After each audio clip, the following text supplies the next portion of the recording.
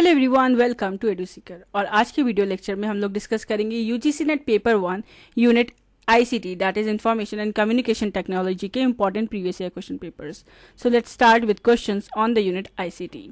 So the first question is given in the form of statements. दो statements दे रखी हैं, इनमें से आपको चूज करके बताना था कि कौन सी स्टेटमेंट करेक्ट है और कौन सी स्टेटमेंट करेक्ट नहीं है, या दोनों स्टेटमेंट करेक्ट हैं। सो now you have the following options and the correct answer is कि जो पहली स्टेटमेंट है वो फॉल्स है और जो सेकंड स्टेटमेंट है वो ट्रू है। So how let's discuss in detail. देखिए, जो पहली स्टेटमेंट है वो ये कहती है the tool which is use to insert decorative text in document is called clip art, तो ये स्टेटमेंट फॉल्स है, ठीक है। एंड सेकेंड स्टेटमेंट है जो ये कहती है कि जो पर्पस है of using the keyboard shortcut control X followed by control V for a selected text paragraph in the document is to cut and paste, तो ये स्टेटमेंट करेक्ट है क्योंकि कंट्रोल एक्स को आप यूज करते हैं जब आपको कट करना होता है कोई चीज़ का। Apart from that control C and control V आपको पता ही होगा। कंट्रोल सी यूज करते हैं कॉपी करने के लिए, कंट्रोल वी यूज करते हैं पेस्ट करने के लिए, एंड कंट्रोल एक्स यूज करते हैं कट करने के लिए। सो हैंस जो पहली स्टेटमेंट है वो फॉल्स है और जो सेकेंड स्टेटमेंट है वो ट्रू है। Let's move with the next question. जो नेक्स्ट क्वेश्चन है वो है which of the following pairs of acronyms and its expanded forms is incorrectly matched। तो आपको एब्रीविएशंस दे रखे हैं, इनके फुल फॉर्म दे रखे हैं। एब्रीविएशंस की comprehensive list around I think 300 abbreviations हमने अपनी ई बुक्स में दे रखे हैं। These are the most important abbreviations analyse करके बनाए गए हैं on the basis of PYQs की कैसे एब्रीविएशंस पूछे जाते हैं। एंड अगेन सेम एब्रीविएशन से क्वेश्चन है। अब इसमें ना 4 आपको एब्रीविएशंस दे दी गए, अब इनमें से आपको ये बताना कि कौन सा इनकरेक्टली मैच है। So now you have the following options and the correct answer is option number first, that is CMOS, ठीक है। तो इसका करेक्ट आंसर क्या है, आइए देखते हैं। तो डी रैम का सही है, dynamic random access memory. MICR का भी करेक्ट है, magnetic ink character reader. And VLSI का भी करेक्ट है, that is very large scale integration. CMOS का फुल फॉर्म करेक्ट क्या है, करेक्ट है complementary metal oxide semiconductor. It's not consistent, it is complementary. So hence the correct answer is option number 1। Let's move with the next question. The next question is which among the following statements is are correct about cyber attacks. तो 3 statements दे रखी हैं related to cyber attacks, इनमें से choose करके बताना कि कौन सी स्टेटमेंट करेक्ट है और कौन सी स्टेटमेंट करेक्ट नहीं है। So now you have the following options and the correct answer for this question is option number second कि जो बी स्टेटमेंट है only that statement is correct about cyber attacks. So how let's discuss in detail. देखिए, जो B statement है वो ये कहती है कि जो वायरस है वो एक सेल्फ रेप्लिकेटिंग मैलिशियस कोड होता है कंप्यूटर में, तो ये स्टेटमेंट करेक्ट है क्योंकि वायरस एक टिपिकल टाइप ऑफ मालवेयर होता है जो रेप्लिकेट करता है अपने आप को और फिर आपके सिस्टम में जितनी भी फाइल्स होती हैं या प्रोग्राम्स होते हैं उनको इन्फेक्ट कर देता है। And it is design to spread and cause harm to the system, या फिर जो भी आपका सिस्टम में डाटा अवेलेबल है। सो देयरफॉर जो करेक्ट आंसर है वो है option number B. Let's move with the next question. The next question is again in the form of abbreviations कि कौन से abbreviations incorrectly match हैं वो आपको find out करना है। So hence देखिए ICT में ना ये questions बहुत important है abbreviations वाले, so that is very important for you to know. So the correct answer is option number second, that is GSM। तो इसमें ये पूछा गया कि कौन सा इनकरेक्टली मैच है। तो GPS का करेक्ट दे रखा है ग्लोबल पोजिशनिंग सिस्टम, सिम का भी करेक्ट है सब्सक्राइबर आइडेंटिटी मॉड्यूल, WiMAX का भी करेक्ट है that is world wide interoperability for microwave access. Whereas जो सेकंड है GSM उसका दे रखा था ग्लोबल सिस्टम फॉर मैनेजमेंट, तो ये करेक्ट नहीं है। जो करेक्ट एक्सपेंशन है that is global system for mobile communication, it is not global system for management, ठीक है। GSM एक standard digital cellular communication system है जो वाइडली यूज करा जाता है मोबाइल फोन्स पे एंड अदर मोबाइल डिवाइसेस पे। Therefore the correct answer is option number second. Let's move with the next question. The next question is one component of the internal memory of a computer is random access memory। तो इसमें से कौन सी statement correct है about the characteristics of RAM, that is random access memory। So now you have the following statements and these are the options। अब जो correct answer है वो है option number सेकेंड कि A, B and C जो statement है वो correct है, पर जो D statement है वो correct नहीं है। तो आइए जानते हैं सारी statements को डिटेल में एनालाइज करते हैं। जो पहली statement है वो ये कहती है कि RAM can be read from and written to, तो ये करेक्ट है बिकॉज रैंडम एक्सेस मेमोरी जब आप कंप्यूटर में यूज करते हो डाटा स्टोर करने के लिए, it is design to allow the data कि वो रीड भी हो सकता है एंड रिटन भी हो सकता है, मतलब मॉडिफाई भी कर सकते हैं आप क्विकली उससे। देन रैम जो है एक वोलेटाइल मेमोरी है, तो ये स्टेटमेंट भी करेक्ट है कि जो वोलेटालिटी है दैट रिफर्स की डाटा जो है वो रिटेन हो रहा है when the power is turn off. So RAM एक वोलेटाइल मेमोरी है, meaning that it loses it's data जब कंप्यूटर को आप टर्न ऑफ कर देते हो, ठीक है, या फिर आप पावर टर्न ऑफ कर दो। देन थर्ड स्टेटमेंट थी कि RAM जो है वो टेम्प्रोरी स्टोरेज है, तो ये भी करेक्ट है because RAM is use for temporary storage of data computer process जब उसे इमीडिएट नीड होता है उसका एक्सेस का। Once the data is no longer needed, जो कंप्यूटर होगा वो टर्न ऑफ हो जाता है और जो RAM से जो डाटा होता है वो क्लियर हो जाता है। जो फोर्थ स्टेटमेंट है कि जो मॉडर्न पीसीज हैं they typically have up to 2 TB up to 32 TB of storage, तो ये करेक्ट नहीं है बिकॉज जो RAM का साइज होता है मॉडर्न पीसीज में that ranges from 8 GB to 64 GB। ठीक है, high end specialise system having more, but terabytes में RAM अभी कंज्यूमर्स के लिए स्टैंडर्ड फॉर्म में अवेलेबल नहीं है। So hence that is the incorrect statement. Let's move with the next question. The next question is the website host videos that users can stream, और जो company है that uploads new videos to the websites. Now the videos are compressed before they are uploaded to the website. तो ये जो statement है is a benefit of compressing the videos. तो इनमें से कौन सी स्टेटमेंट है वो ये डिस्क्राइब करती है ऑप्शंस में से कि जो बेनिफिट है कंप्रेस करने का वीडियोज का। So now you have the following options and the correct answer is option number third कि less storage space on the web server is required. तो ऑब्वियसली अगर आप किसी चीज़ को कंप्रेस कर रहे हो, मतलब आप उसका साइज को कम कर रहे हो, और जब आप उसका साइज कम कर रहे हो तो ऑब्वियसली उसका स्टोरेज जो स्पेस है वो भी डिक्रीज होगा, right. So yes that is the correct answer. तो जो बेनिफिट है compressing the videos is option number 3 because less storage space on the web server required होगी। आप वीडियो को कंप्रेस करोगे तो उसकी जो फाइल साइज होगा वो रिड्यूस हो जाएगा। जो रिजल्ट होगा दैट विल बी कि there will be less need for the storage और space on the web server. तो ये एक एसेंशियल एडवांटेज है बिकॉज इट अलाउज वेबसाइट्स की वो एफिशिएंटली स्टोर कर पाए लार्ज नंबर और large volumes of videos without requiring the vast amount of storage capacity. So yes, let's move with the next question. The next question is identify the correct chronological order of the following computers based on their release data from the earliest to the most recent. So now you have the following options and the correct answer is option number 4th. So how let's discuss। देखिए तो सबसे पहले आएगा IBM 701 1952 में release करा गया था, IBM 1620 release in 1959, Altair 800 released in 1975, Apple Macintosh released in 1984, Apple iMac released in 1998. So the correct sequence is option number 4 A, D, B, C and E. Let's move with the next question. तो next question जो है वो internet और internet से related है। 2 statements दे रखी हैं। Now you have to choose the correct answer from the options given below and the correct answer is option number 3rd, that is जो पहली स्टेटमेंट है वो ट्रू है पर जो सेकेंड स्टेटमेंट है वो फॉल्स है। So how let's discuss. देखिए जो पहली स्टेटमेंट है वो ये कहती है internet is a private network accessible only to an organisation staff. तो ये स्टेटमेंट करेक्ट है because internet is a network जो प्राइवेट होता है and it is meant for internal use within an organisation, तभी इसका नाम है इंट्रानेट। ठीक है, देन सेकेंड स्टेटमेंट कहती है कि जो इंटरनेट है वो एक वन सुपर कंप्यूटर है। तो ये स्टेटमेंट फॉल्स है। जो इंटरनेट है वो कोई सिंगल सुपर कंप्यूटर नहीं है, एक ग्लोबल नेटवर्क है of interconnected computers and networks. So yes, let's move with the next question. The next question is which of the following features that allow you to manage the Windows desktop environment.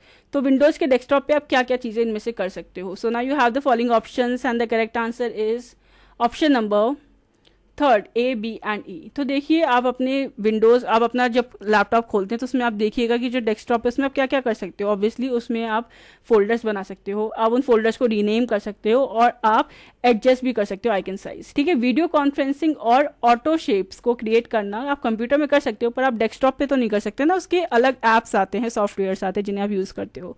So therefore the correct answer is option number 3rd, that is A, B and E, which is creating folders, renaming folders and adjusting icon size. Let's move with the next question. The next question is which of the following statements about network computers are true. So now you have the following statements. So now you have the following options and the correct answer is option number 1st, that is A, B and D are correct about network computers.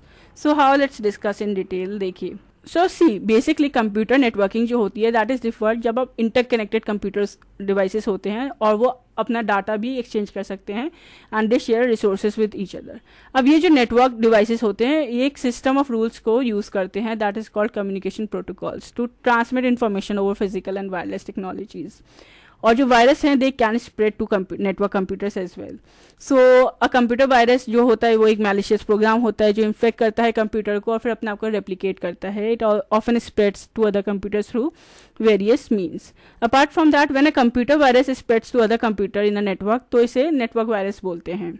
And network viruses can spread through various means such as email attachments, share files and infected websites. So hence the correct answer is option number 3rd.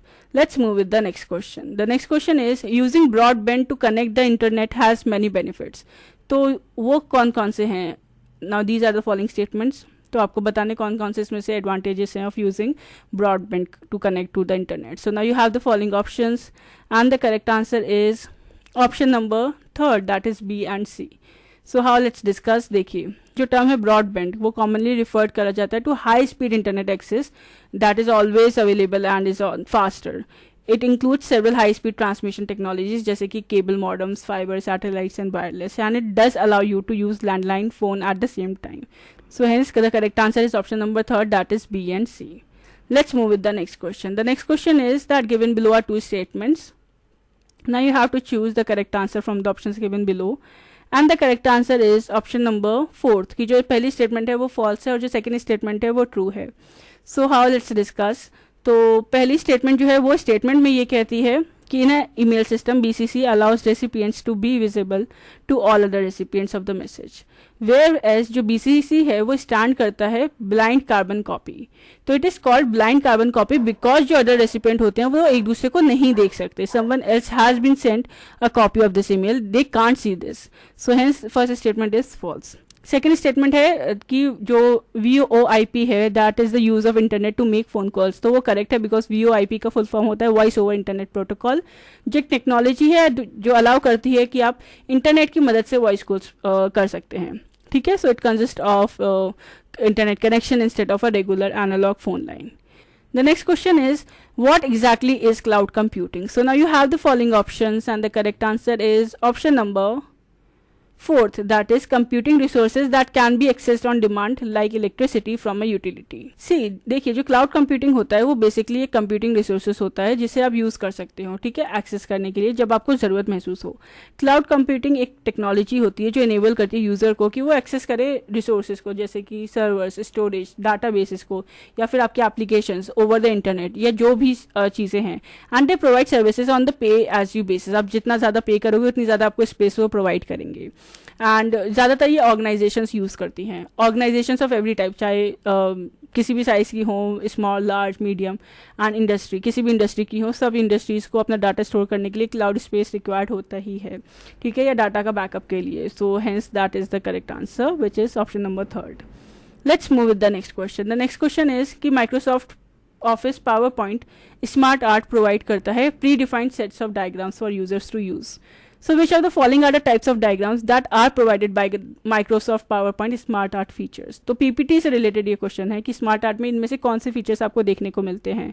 So now you have the following options and the correct answer is option number 2nd, that is B, C, D and E. तो layer provide नहीं होती, process, hierarchy, cycle, relationship ये सब provide होता है. सो ये correct है because Microsoft power point में आप खुद जाके खोल के देखिएगा आपको स्मार्ट आर्ट में फीचर होता है, स्मार्ट आर्ट फीचर होता है जिसमें से पहले से बने बनाई डायग्राम्स होते हैं. आप उनको यूज़ कर सकते हैं और उसके अंदर अपना जो भी एंट्रीज हैं वो फिलअप कर सकते हैं. तो स्मार्ट आर्ट में आपको प्रोसेस चार्ट्स देखने को मिलेंगे, हायरार्की चार्ट्स देखने को मिलेंगे, साइकिल्स देखने को मिलेंगी, different type of circular flow information and also relationships diagrams भी देखने को मिलेंगे जो इलस्ट्रेट करेंगे कनेक्शंस को, इंटरैक्शंस को डिफरेंट एंटिटीज या कंसेप्ट्स में से. So hence the correct answer is option number 2nd, that is B, C and D. Let's move with the next question. The next question is which of the following storage media from A to E given below are optical storage media only. So now you have these and the correct answer from the options given below is option number 4, that is A and E. So basically out of the given options जो optical storage media हैं these are DVD, RAM and Blu-ray disc. Both DVD, RAM and Blu-ray disc are used as optical technology to read and write data. So the other options जैसे कि pen drive, magnetic tapes, SSD, that is solid state drive, they are not optical storage media. So hence the correct answer is option number 4, that is A and E only. Let's move with the next question. The next question is which of the following are the examples of fraudulent use of internet कि internet का गलत तरीके से use करना. So now you have the following options and the correct answer is option number second that is C and D. क्योंकि blogging करना या फिर सिनेमा के लिए टिकट बुक करना एक फ्रॉडलेंट यूज़ तो नहीं होता. आप देखिए फ्रॉडलेंट यूज़ में आपका आ जाएगा एक्टिविटीज़ जैसे कि farming and fishing. So farming एक टेक्निक होती है जिसमें आप यूज़ करते हैं कि आप वेबसाइट को रीडायरेक्ट कर दो ट्रैफिक को एक फेक वेबसाइट पे, usually for the purpose of stealing the personal information. और फिशिंग इन्वॉल्व करता है कि आप इंडिविजुअल्स को ट्रिक करते हैं कि वो अपनी सेंसिटिव इन्फॉर्मेशन को रिवील करें जैसे कि पासवर्ड या क्रेडिट कार्ड की डिटेल्स को by posing a trustworthy entity. So yes, blogging whereas and booking a cinema ticket are not an examples of fraudulent use of internet because blogging को refer करते हैं act of writing.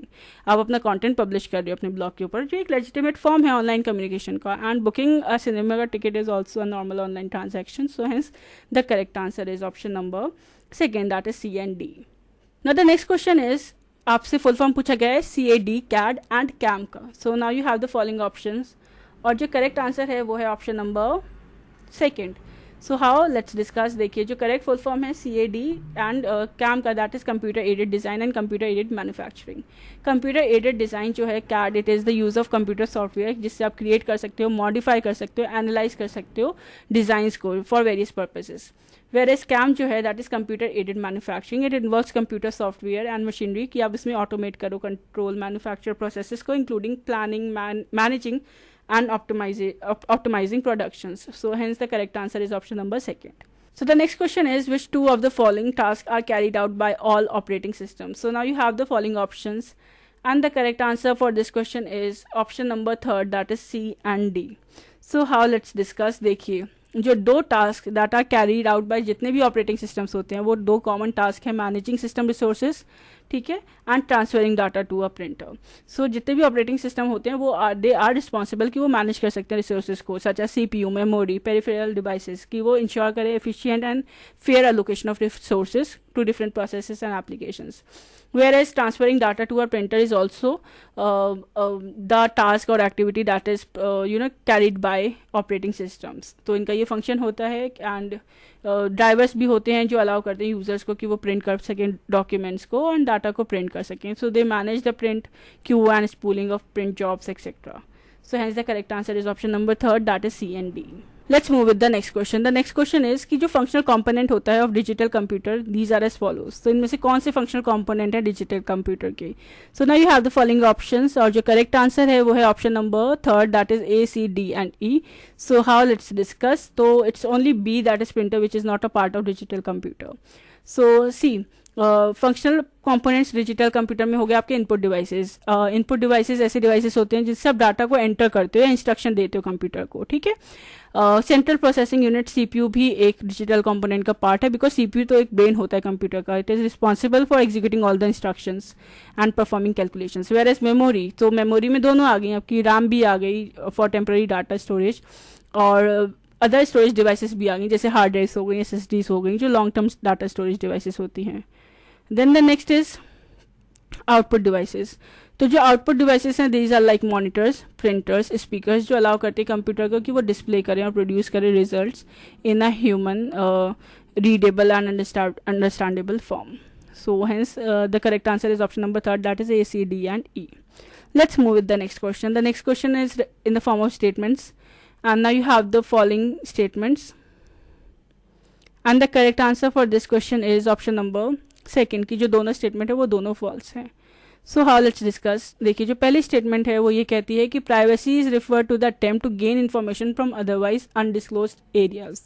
तो ये statement correct नहीं है because privacy is refer to the right of individual कि वो अपनी पर्सनल इन्फॉर्मेशन और एक्टिविटी को सीक्रेट रखे या प्रोटेक्टेड रखे from unauthorised access. So it's about controlling access to one's personal information and not necessarily attempting to gain information from undisclosed area. Whereas statement second जो है वो ये कहती है कि hacking is refer to unauthorised duplication of computer software. तो ये statement भी इनकरेक्ट है because hacking is a broad term that is refer to the unauthorised access, modification, manipulation of computer systems or data. So it can include unauthorized duplication of software but it encompasses a much wider range of activities जो related है unauthorized access and manipulation of digital systems. Let's move with the next question. The next question is given in the form of statements, स्वयं से related दो statements हैं. These are the following options and the correct answer is option number third, that is statement first is true, पर जो second statement है वो false है. एक और चीज़ मैं बताना चाहूँगी, स्वयं से रिलेटेड एक वीडियो, कॉम्प्रिहेंसिव वीडियो मैंने चैनल पर डाली थी, तो उस वीडियो को ज़रूर चेकआउट कर लीजिएगा. अगर आपने वो वीडियो देख ली तो that will be sufficient for this topic. आपको कोई और रिसोर्स देखने की ज़रूरत नहीं है. Apart from that E book में भी स्वयं के जितने भी इंपॉर्टेंट कंपोनेंट्स हैं, जितने भी इंपॉर्टेंट चीज़ें हैं, फैक्ट्स, वो सब उसमें कवर्ड हैं. So do have a look at that as well. अब देखिए इस क्वेश्चन से रिलेटेड जो था कि पहली स्टेटमेंट जो है वो करेक्ट है, सेकंड इनकरेक्ट है. वो इसलिए क्योंकि जो पहली स्टेटमेंट है वो करेक्टली डिफाइन करती है स्वयं का full form, that is study webs of active learning for young expiring minds. तो ये करेक्ट है.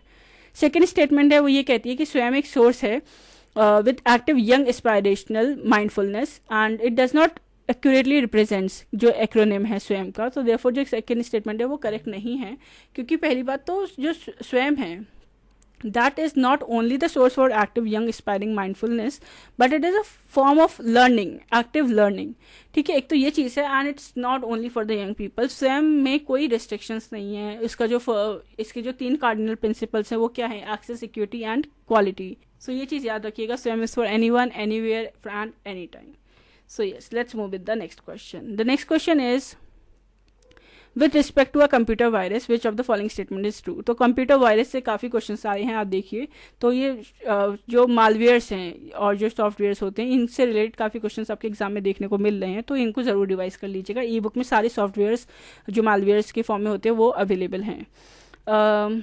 तो ये फॉलोइंग स्टेटमेंट्स थी, इनमें से आपको बताना था कौन सी स्टेटमेंट करेक्ट है with regard to computer virus. And the correct answer is option number third, that it is a computer program जो कॉपी करता है itself to infect a computer without the permission और knowledge of the user.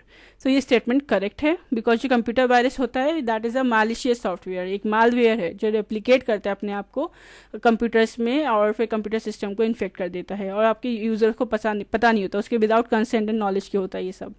And it typically spreads by attaching itself to other programs, files, and it can cause various forms of damage, जैसे कि आपका data corrupt हो जाए या आपका data delete हो जाए या ये डिस्टर्ब कर दे सिस्टम की फंक्शनैलिटी को, even though it can steal sensitive information as well. So yes, let's move with the next question. The next question is, identify the correct order in which जो computer memories हैं उनको rank करा जाए from largest to smallest. ठीक है, in terms of storage capacity. तो ये याद रखिएगा, लार्जेस्ट टू स्मॉलेस्ट पूछा गया है. So now you have the following options and the correct answer is option number fourth, that is C, B, A and D. So जो correct hierarchy है computer memories में, अगर वो लार्जेस्ट से smallest देखा जाए तो स्मॉलेस्ट होता है रजिस्टर, फिर रजिस्टर की बात आते हैं cache, then RAM and then hard disk. So hence that is the correct order. Let's move with the next question. The next question is, identify the correct order of following computer memory that can be ranked from slowest to fastest. ठीक है, slowest to fastest in terms of access time. So now you have the following and you have to choose the correct answer from the options given below, and the correct answer is option number third, that is B, C, D and A and E. So C, अगर आप memory को rank करोगे from lowest to fastest जो आपके options में दे रखी हैं, तो पहले आएगा CD रोम, ठीक है, जो एक स्लोलेस्ट मेमोरी टाइप है अमंग द गिवन ऑप्शंस. फिर आएगा हार्ड डिस्क, फिर आएगा RAM, that is random access memory, फिर आएगा कैश एंड फिर आएगा रजिस्टर्स. जो रजिस्टर्स होते हैं वो सबसे फास्टेस्ट होते हैं क्योंकि वो सबसे स्मॉलेस्ट भी तो होते हैं. तो ये मेमोरीज जो हैं वो उनकी पूरी हायरार्की भी ई बुक में है, आप विद डायग्राम्स देख सकते हैं, वो पूरा हायरार्की का चार्ट होगा, तो उस पर ज़रूर नज़र डाल लीजिएगा. ये क्रोनोलॉजिकल ऑर्डर में लगाने को काफ़ी आ जाते हैं. So yes, let's move with the next question. The next question is again in the form of statements. Those statements are software से related. So now you have to choose the correct answer from the options given below, and the correct answer is option number second कि जो दोनों statement है वो दोनों ही false हैं. How? Let's discuss. तो जो पहली स्टेटमेंट है वो ये कहती है कि जो CPU है that execute software directly from secondary memory. तो ये करेक्ट नहीं है because CPU does not execute software directly from secondary memory. CPU execute करता है इंस्ट्रक्शंस एंड प्रोसेसेस डाटा को जो प्राइमरी मेमोरी में होते हैं, रैम में, जो रैम के through, that is random access memory. Then second statement जो है वो ये कहती है कि a software is termed as open source software if it can be downloaded from the internet. तो ये जो स्टेटमेंट है ये भी करेक्ट नहीं है बिकॉज ओपन सोर्स सॉफ्टवेयर जो होते हैं दीज आर द सॉफ्टवेयर जिसको आप रिफर करते हो, that is source code is free. ठीक है, फ्रीली अवेलेबल होते हैं, उनको मॉडिफाई कर सकते हो, आप डिस्ट्रीब्यूट कर सकते हो. इट इज़ नॉट डिफाइंड कि bye whether it can be downloaded from the internet और नॉट, बट उनकी जो अवेलेबिलिटी होती है सॉफ्टवेयर्स की that is available for download. ठीक है, it does not determine whether it is open source or not. So hence both the statements are incorrect. So this was all for today's video. I hope you find this video helpful. Then please do like, share and comment, and stay tuned for the more upcoming videos, and all the best for your examination. Thank you.